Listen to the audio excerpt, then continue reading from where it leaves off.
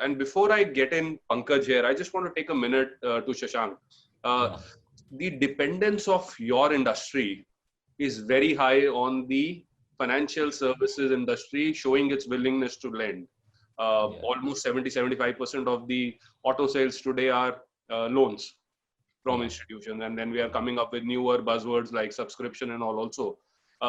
Just a minute from you on this one. Yeah, so I think I was hearing all the panelists, a lot of positives also have come out, and I would like to look at the positive sides of thing post this lockdown. One, of course, is the bounce back which we have seen so far, but also we need to, as leaders, look at where opportunities lies for revenue maximization. And I think a lot of research on consumer behavior post-COVID indicates, at least for me, I find a lot of opportunities which we will definitely try to maximize. Sandeep is not the reason I keep smiling. You don't have to ask me, because otherwise I'll feel कि what you mean is क्यों तुम इतना मुस्कुरा रही हो, क्या गम है जो तुम छुपा रही हो? नहीं, definitely not.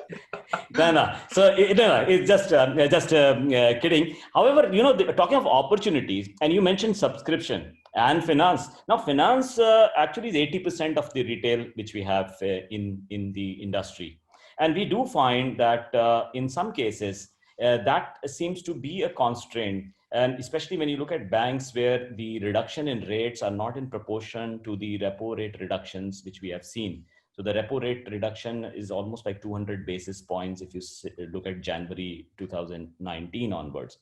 But the reduction in rates may be pretty less. And I think banks are getting a little more careful because they are looking at revaluation of credit ratings of consumers post the COVID, because they expect the lower incomes to be lower.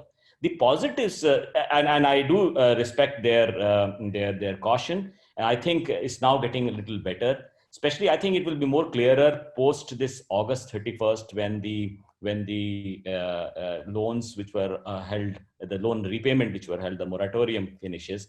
I think it will become much clearer. Today, there are some banks who say, why do you want to take a loan for car when you are under the moratorium for your house loan or something? Are you capable of making the repayment? But nevertheless, we still find our penetration of finance, even in this post-COVID, is about 78%. It's a little less than what it used to be, but still positive. And talking of opportunities, one of the things which was mentioned when last year our industry was down was that the people in terms of the shared mobility, people were preferring an Ola, Uber, or taxi or fleet or things like that. And that seems to be clearly now with the fear factor. People are actually preferring personal transport over the public transport. And that's a great opportunity for now. It is possible that this there seems to be a little bit of contradiction, because people income levels is, as I said, maybe expected to be a little lower. Businesses may be a little down, as one of the panelists was saying.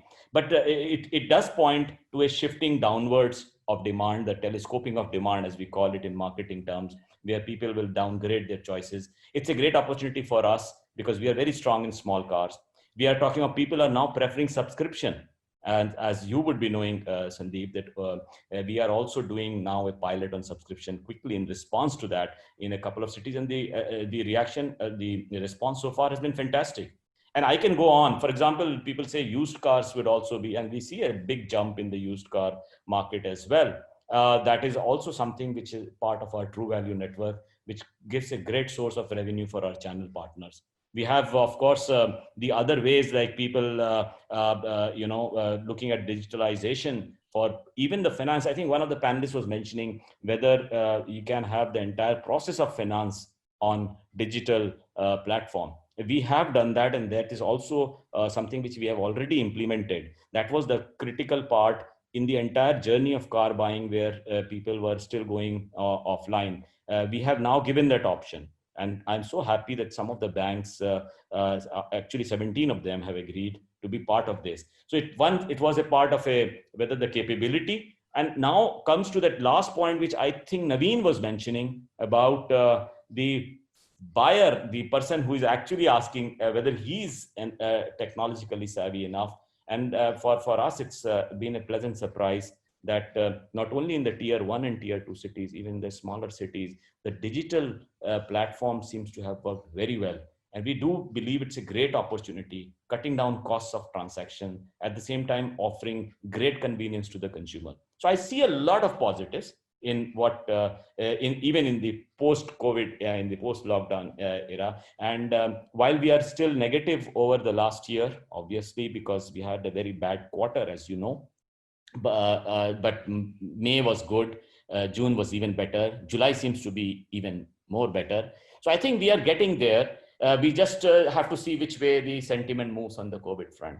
I see a lot of positives, and that's what I keep telling my people, that I say, look at the negatives and be realistic, of course, as Manak mentioned, be realistic, but then also don't ignore the so many positives which are available. That is, I think, a key for motivation of manpower. And that's another opportunity to make our people more resilient, to make our people more strong for the future, for any adversity that we may face in the organization in the future. Yep. Thanks for that. And